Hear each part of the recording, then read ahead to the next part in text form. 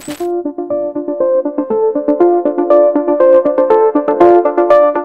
everyone, welcome to another episode of Pitch Deck Insights, brought to you by Advisor. I'm Lee Tanya, and with me are the mega private equity investors Hans Box and Mike Arndorfer. Each episode we walk you through pitch decks submitted by GPs who gave us their full consent to do this public review. Important to emphasize.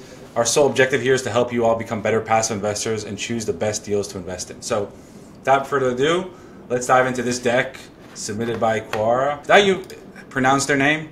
Core. Core. All right, so this is a deck from Core. It's a fund, it's a mobile home park fund, correct? That's right. Yes. All right. So after all the initial slides and stuff like that, the objective of this, Mike, you want to kick us off with this first slide? Yeah, I mean, whenever you're into a deck, you want to get to this pretty quick to know what you're looking for. And I think they did a decent job of outlining what they're looking to do. So they're putting together a national portfolio. You have to decide if that's good or bad. And sometimes, you want to see, is something going to be more concentrated so they can have more of a focus on a specific area, or are they looking opportunistically nationwide? And there's pros and cons with that, but that's something that I would say is of note here. And then the other thing is that I don't know if it's on this page or later, where they kind of talk about that there's a focus on certain parts of the country. But the other things here is, the size of it, what they're looking to do. So a $25 million raise, about the amount of leverage. It seems like when this was put together, they didn't have any assets that were seeded into this fund yet. So they're just telling you what they're looking to put in and sort of the outline of parameters of approximately what it'll be. And that's one of the big differences you're going to see when you're looking at a deck that is a single asset specifically that they've got under contract and they have the, loans already placed and that kind of thing, versus something like this where a fund, this is going to set some guardrails for what they're trying to do and can do. And you need to make sure that you're comfortable with that. And it's probably one of those questions you need to make sure, before you're investing, especially if there's not a lot of assets in the fund, this makes sense to you and what they can do that way. The other thing on this page that was interesting is the deployment period is up to 24 months. So one of the key things with something like that is you need to know, are they calling all of your money at once, or are they going to call it slowly, and how does that work? And with a 24-month period, if your money was getting called all at once, which we'll see later, that's not the case here. The other thing you need to look at is first money in versus last money in. There's a lot of equity creation during that time frame, and the first money in is going to be getting the pref sooner, but there can be advantages of coming in later, and you want to look at, is there any sort of an adjustment for that, and are you comfortable with that long of a draw period? Other than that, another thing on this page that was interesting is that you've got 100% of the cash flows coming to investors. So there's more of it on a later page, but it seems like this is what you would call a European waterfall versus, Hans, what's the name? Is it just like an American waterfall or traditional waterfall for the other style? Yeah. So that's something where what they're saying here is that investors are going to receive 100% of the cash that's coming off from these investments until the money is paid back to the investors plus their pref, which sometimes you see that, and other times you'll see, if let's say it's a 70-30 split, where 30% of the cash flow is going to be getting pulled by the GP team along the way. In this one, they're outlining that you're getting all of the cash flows as they come. So one of those things, pros and cons, in general, as an investor, it's going to be safer and better to get more money up front as long as the GP has a plan of how they can stay in business and sort of survive through that time frame, depending on how long it is. Another thing that they're outlining here is that it looks like they have 2 investor shares, so they're incentivizing people.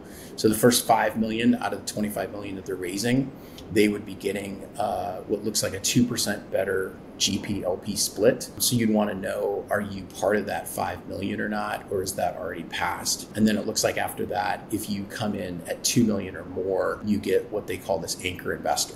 So you can either be early or you can be big to get a little bit better splits, which isn't uncommon. And that's something you go with. Hans, this is something where it's a little less of a jump up than I'm used to seeing. I usually see either early or big at being like a 5% or more split difference. What do you think? 2%. Me, it's too small. It's a nice gesture, but it's one of those that it's probably the smallest I've seen. And so usually, but Mike, do you guys usually see a benefit for joining early? Because I usually, anchor investors usually just are the big fish that write big checks. There's two ways to do it, and I see both. Sometimes you'll be incentivized to come early, especially over a longer hold like this. If they're going to be deploying the money over 24 months, there has to be an incentive to get sort of the pump primed and be some of the first people in. Because otherwise, a lot of times I'll strategically look and come in later. I don't think the pref is talked about on this page, but it is later. Like this is an 8% pref, so you have to think, is it worth the 8% more that I'm going to be getting on this to come in early versus coming late? And for me, it would be coming late, usually. Right. Yeah. In this case, you'd much rather come in much later than you know what assets are bought, what they've done so far, whether they're tracking a pro forma. Two big things that jumped out at me on this page were, one comment was where they said that Core believes that 24-25 will present discounted pricing opportunities in an asset class that is historically traded at a premium to multifamily. Now, you guys tell me what you think that means, but why would it be discounted? Why would it be discounted, and since when were MHPs trading at a premium? I've never heard of mobile home parks trading at a premium to multifamily. Multifamily has a much more compressed cap rates as an asset class than mobile home parks. So I don't know what they mean here. It's a sales tactic, but this is kind of one of the things you got to pay attention to is somebody, I don't know what that comment means. That's what the only time that I would say I see MHP trading higher. So there's mobile home parks would have typically like a star rating of 1 to 5. Well, they don't. As an asset class, they don't, period. It's and this is an overall asset class comment. That immediately gives me pause when somebody makes a comment like that as a sales tactic on the first page. So that, that's just a question I would have for them, and I'd want them to maybe clarify themselves immediately on that one. And then number two, note that there is no exit for this deal. There is a redemption option, possibly, but they don't go into any kind of detail. And to be clear, they mention it here on this page, which is why I'm talking about it. But in the rest of the deck, there is no deep detail on how this return of capital, this redemption works if you want out of the fund. I would want to understand very detailed methodology around how they redeem your shares and how they determine what fair market value is. My guess is they're hiring a third-party appraisal firm. They're probably not taking these parks out to market to get actual pricing from potential buyers. That would factor into so that's a big question, number one. Number two, it's mentioned in this deck, but it's hidden, is that, not hidden, but it's not in big font. You can't figure it, you'd have to really pay attention. But Core can force a buyout of investors at fair market value. In other words, they can buy out all investors out of this fund and own the fund themselves as long as it matches their fair market value terms as defined, I guess, in their docs. That's not in this deck. And that would be a huge question I would be asking before I would even dive into any more of this, was to understand their methodology on how they're determining fair market value. They don't mention anywhere really in the deck when they believe an exit could happen or will happen, when they might buy it out or not buy it out, is there a possibility of a portfolio sale, et cetera, et cetera. It's very open-ended, which gives me pause immediately on this deck, because to me, those are big factors in determining whether I want to invest. And that should be really detailed somewhere in the deck, and I could not find it unless you guys saw it. There's no detail on this other than basically what's here. So those two gave me pause immediately on this deck. And the buyout part I missed. So when we get to that, let's talk about it. Yeah, let's move along with the slides. A couple comments. One thing I was going to say is, I know this is unusual for like multifamily, but for mobile home parks, I've invested in 4 mobile home park funds that have this sort of structure where you put the money in and then you refinance out to get your money back out as an LP, and there's no plan to sell. And so what I would say is some of those have no exit, no planned redemption, that kind of thing. A couple of them I'm in are like this, where there's some sort of a time frame. It sounds to me like every 5 years, this one you can get out. I've got another one where it's like at year 8 and then every 3 years after that, but where there's some sort of a period. But you do have to read the docs very carefully about what the valuation is if you want to get out. I personally try to invest in things like this on purpose for mobile home parks because I want to sort of have that permanent hold and the cash flows that's coming. And so I have a preference towards it, but it's something you need to know because it's extremely different than what you see in most offerings. So yeah. So first of all, personally, I think this is a good like summary of a slide. There are questions that come out of it. That's number one. Number two, we didn't talk about this, but their last fund was very local, and this fund is going to be national. That's also like something, right? You guys mentioned that, right? And that's if you like. Yeah, that's a question I have later. Is that they're very spread out. Yeah. How are they going to manage nationally like that? Agree, and that's one of the risks that you have when you go into a fund that's. And I've done that in a few funds that I'm in, but there's a lot of advantages to having more of a regional focus where you can have kind of all your people come and visit things a little easier. But there's a slide later that kind of shows where they're at, but it's extremely spread out. And the last thing before we move on, just the fact that 100% of all cash flow goes to investors. My question would be here. All right, so what fees are they taking? We'll dive into that, but that's like important, right? Because if you're making money somehow, and yeah, we can address a waterfall later because 100% of all cash flow isn't the full story here, right? And when you see the MOICs, you got to remember those MOICs are based on retained equity. Well, how's their retained equity figured? They're just using a cap rate. It's not actually what they're projecting to sell for. That's your retained equity in the deal. So you're not actually getting a MOIC per se. It's just your retained equity in the deal. So you've got to realize that this deal is goes perpetually, and you can get bought out, but you're not getting bought out because of a true sale. Right. Okay. Now they're just saying why this is a good asset class. Boilerplate. All right. Yeah.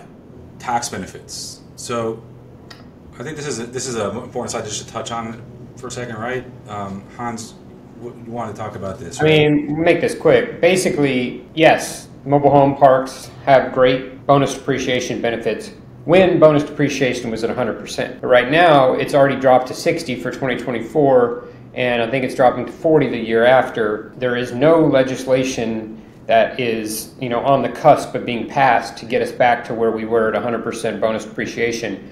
So, in my opinion, even though this slide was right 2 years ago, it's not really right now, and it's too aggressive. We don't actually know if we're going to get this. We're not going to get 150 if things don't change. That's a guarantee.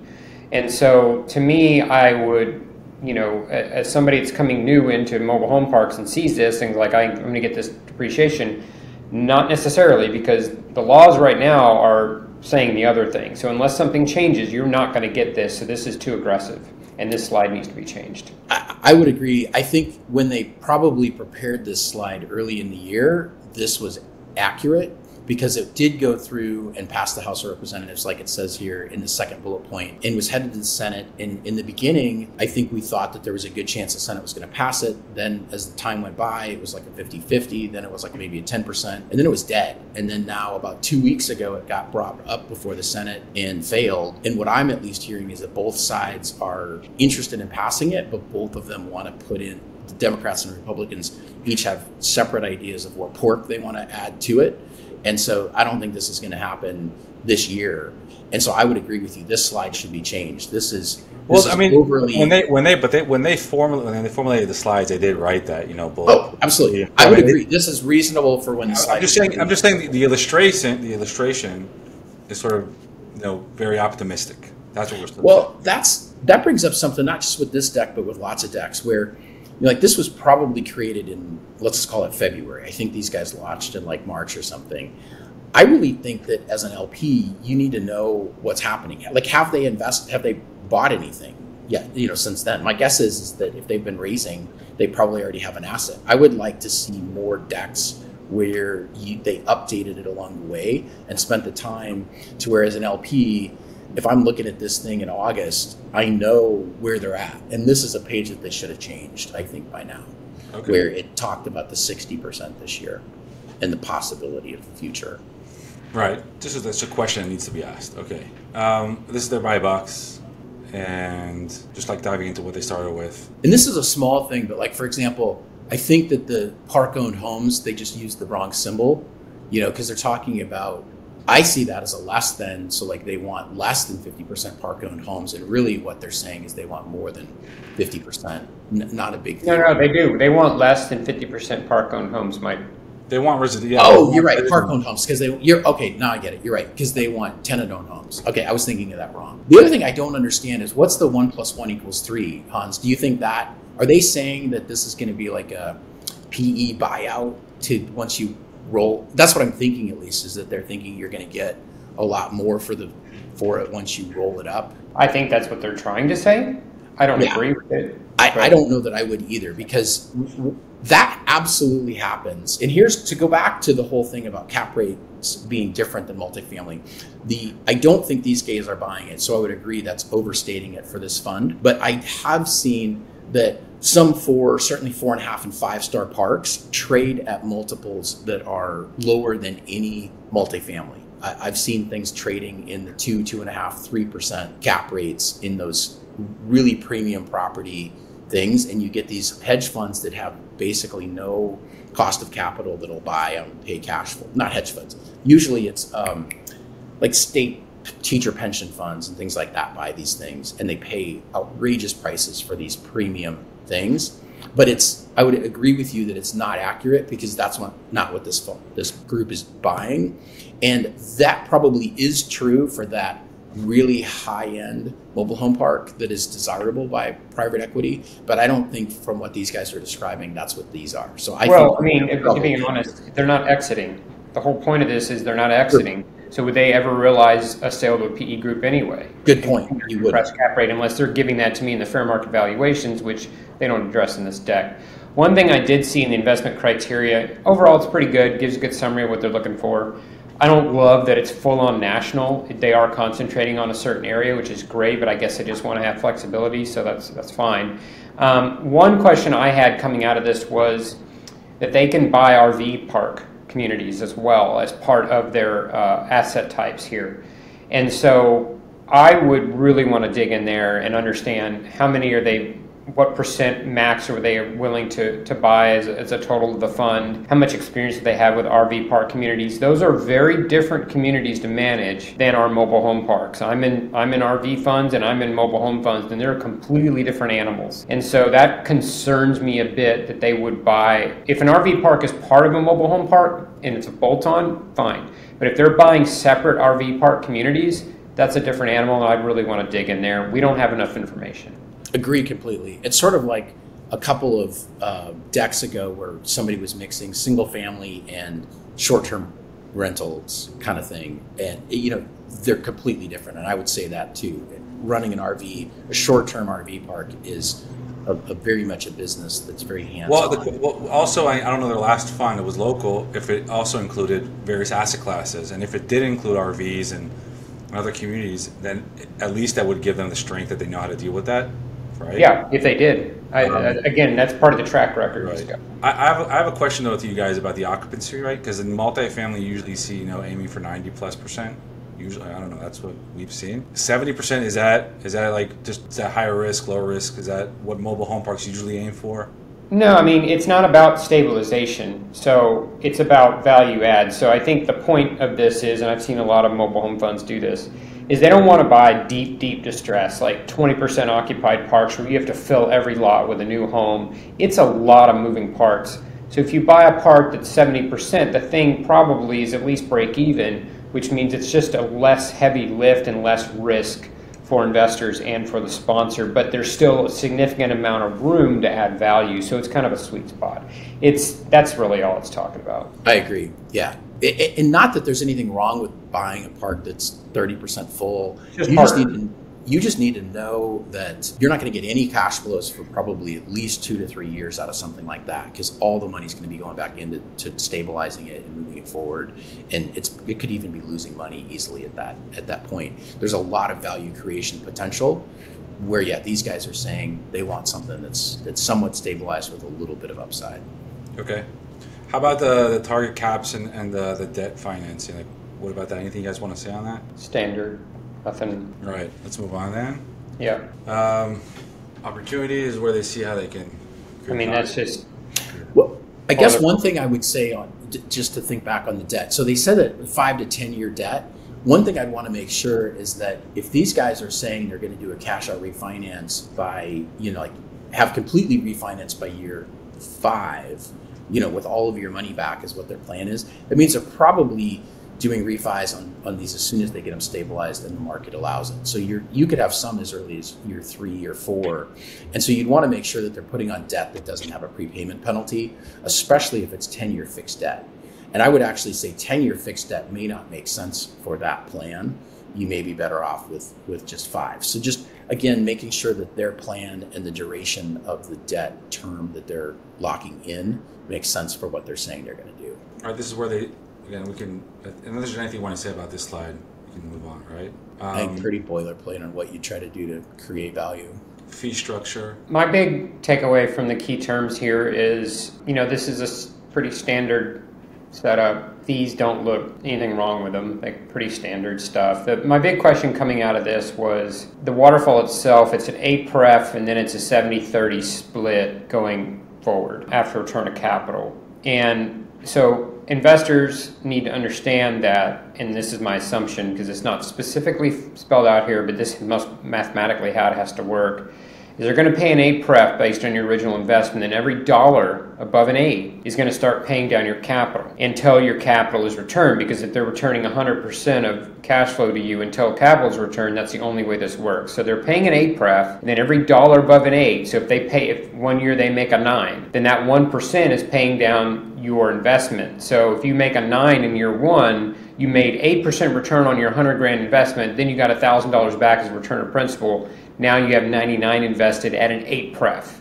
So your absolute amount of pref you're making is going down as they pay over the 8 pref. So people need to understand that your capital is being paid down, so your pref is going, on an absolute term, is going down as well. Not on a percentage, but on absolute. So again, common structure, just people need to understand that's how it works. So just to emphasize, so if I put a $100,000 investment, and they only distribute the pref, which is 8%, I'll get $8,000, right? But if the following year it's 8 and then 10,000 return capital, which then I'm only exposed to 90,000, right? That's my position. The next year, 8% will be based on a 90,000. Anything above an 8, whether it's out of cash flow from operations or from a refinance or a sale, reduces your original capital, meaning your absolute pref goes down. So you might be exposed only $10,000 of capital, and the 8% will be paid on the 10,000, which will be, right? That's what you're saying. It'll only be $800. Right.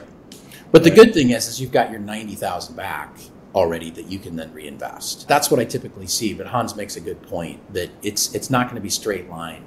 That if they're able to pay over the pref, it will be reducing your principal in it. And I've got other operators that are mobile home park dealers or mobile home park funds that have done that. And, where I get, let's say I put a couple $100,000 in and I get my pref, and then all of a sudden they get something comes up and they'll give me a check for $15,000. The next quarter, I'm going to get a lower pref. I don't think this is only mobile home parks. This is any of these private equity deals, right? The same thing happens in multifamily as well. Yes, all of them. Okay, and the fees make sense. Yeah, a six and a 2 is right in line. I think I've seen I think 6 is, as long as they're self-managing. That's something I'd want to make sure that there's nobody else that they're paying third party, that kind of thing, to manage these things. But if they're managing it themselves and paying salaries and that type of thing out of that, then that makes sense. That's a good point. I didn't see anything about a property management firm that they. Yeah, so I'm assuming that, but that's something you should make sure, because if it's a 6% plus you're paying an outside property management 6%, well then that's crazy high and it's an issue.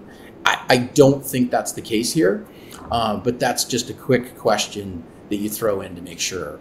Right. Okay. But otherwise, I think their fees seem very good, and in fact, a little bit lower than I would sometimes see for somebody who's not taking any of the cash flow along the way. What do you think, Hans? Yeah, they're fine. It's pretty normal. All right, moving on.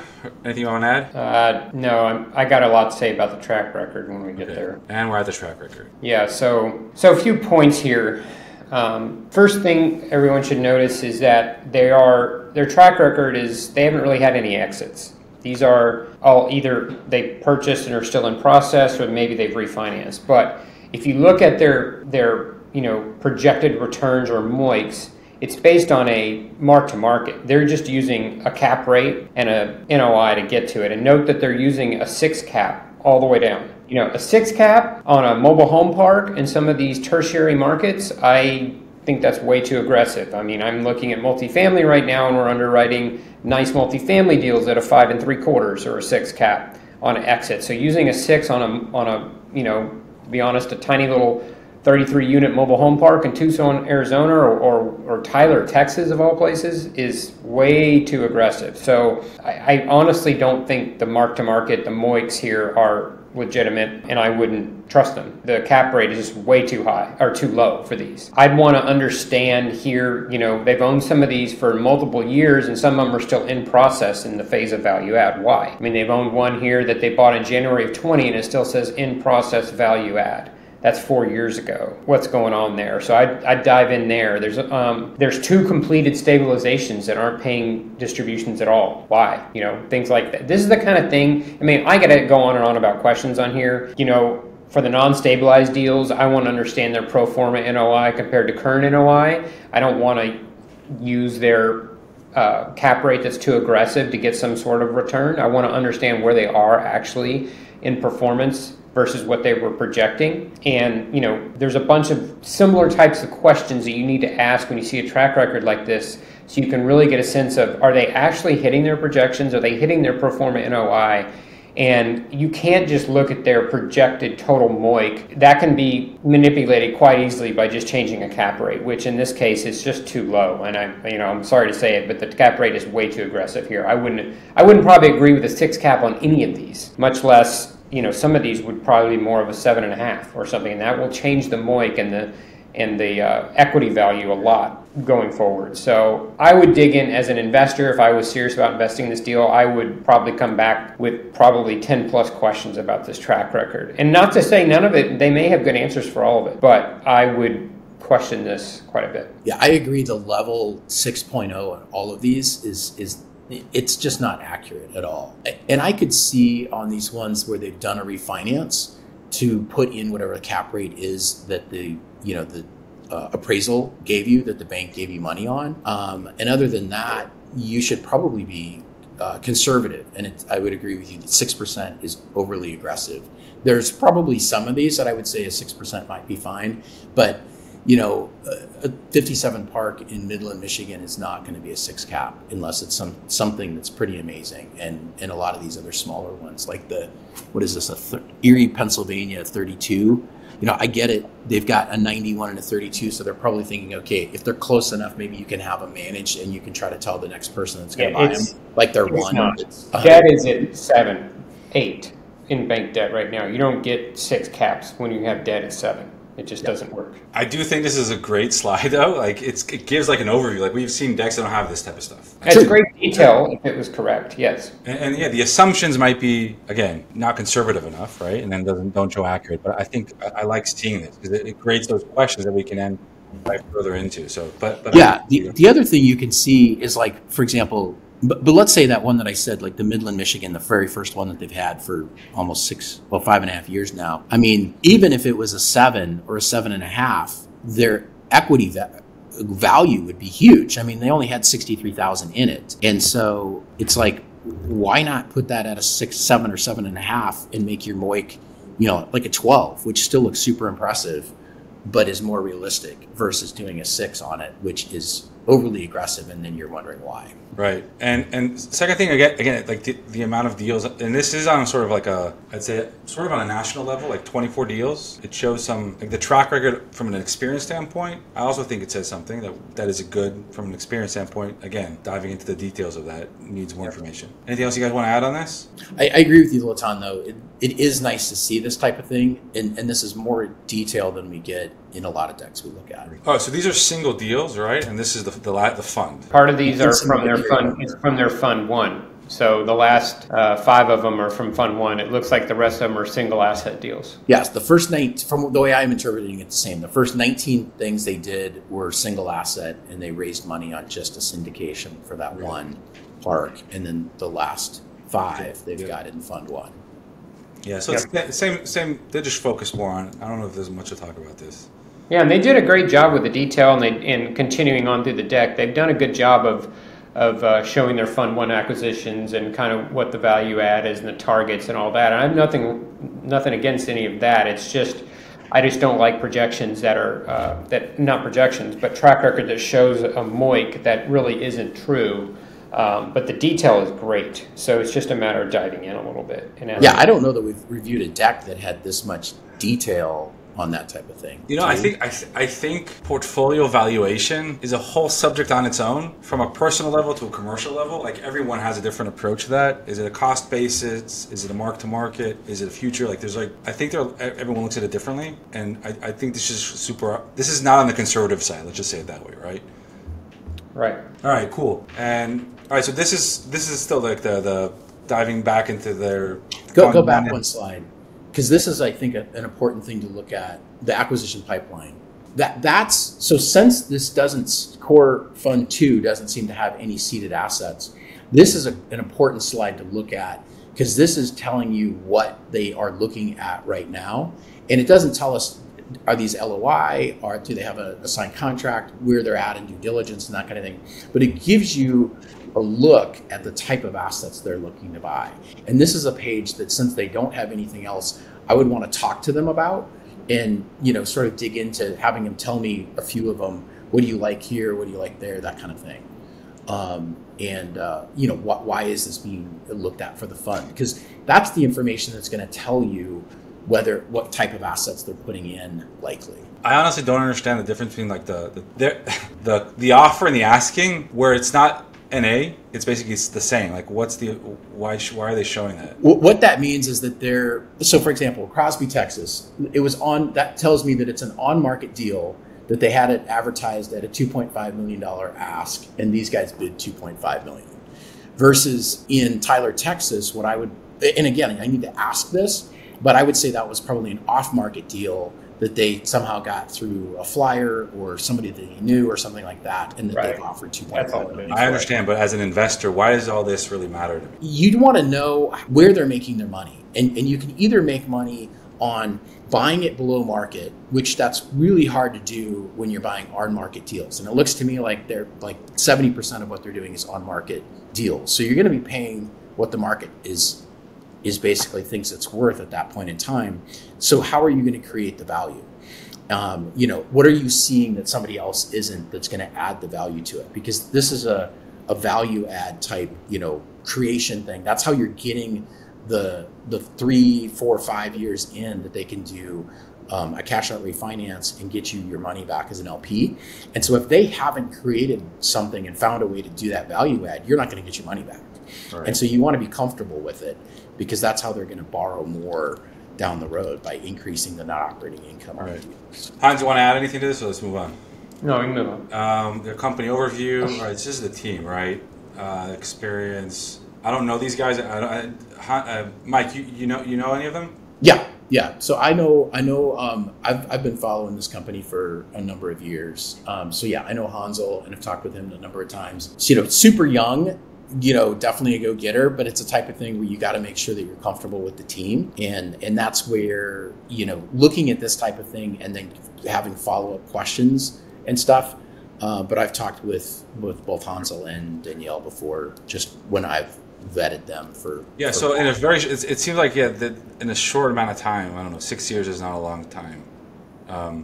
They found and acquired a nice amount of assets. But I don't know if there's much to share about, this, right? Or Hans, you think anything about it? No, the only thing I've made a comment about the national part, and if you noticed in their pipeline, they're buying in Florida and they're buying in Nevada. Very spread out. So I would probably ask some questions around how what's their methodology about managing these assets that are spread across. Well, don't they have anything in Nevada? They already have some stuff in Florida. It doesn't seem like they have anything in Nevada. Right. On the West Coast overall. They're all Yeah, they've got Arizona, Tucson, some Texas, Phoenix, Arizona. But yeah, no Nevada there. So the strategy on all right, what are you going to do in terms of operations in those locations? Are you going to do it on your own? Are you going to hire a third party? And even understanding the market? I'd want to understand their infrastructure, and are they actually set up to be able to manage this, manage parks across the entire, 2,000 miles apart?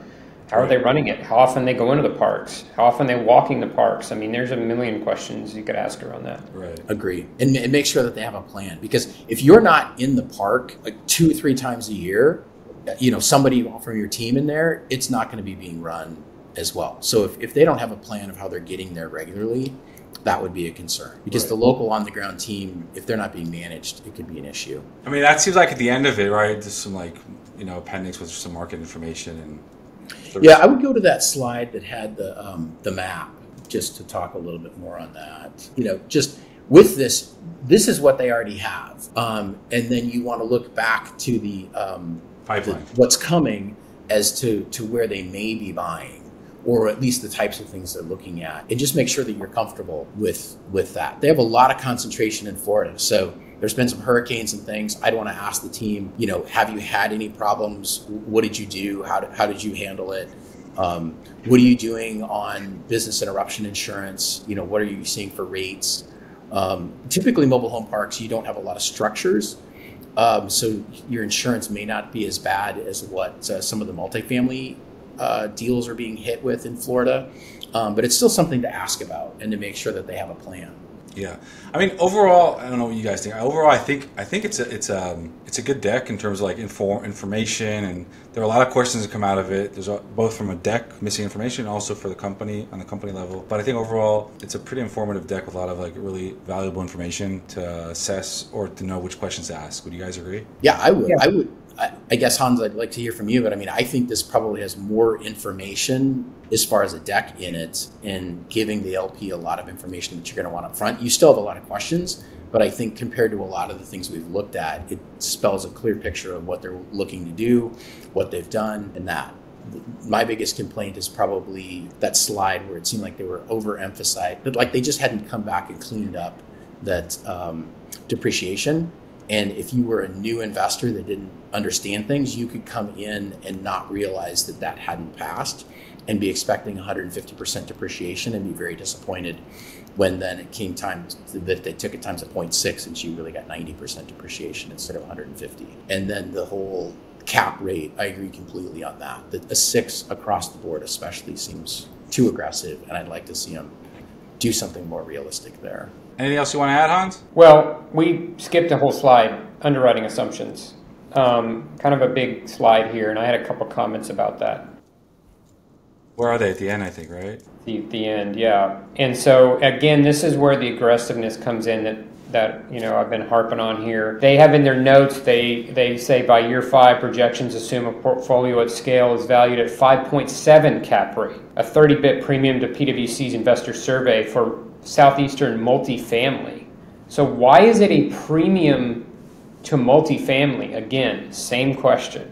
And 5.7 cap for a portfolio of mobile home parks, small mobile home parks at scale.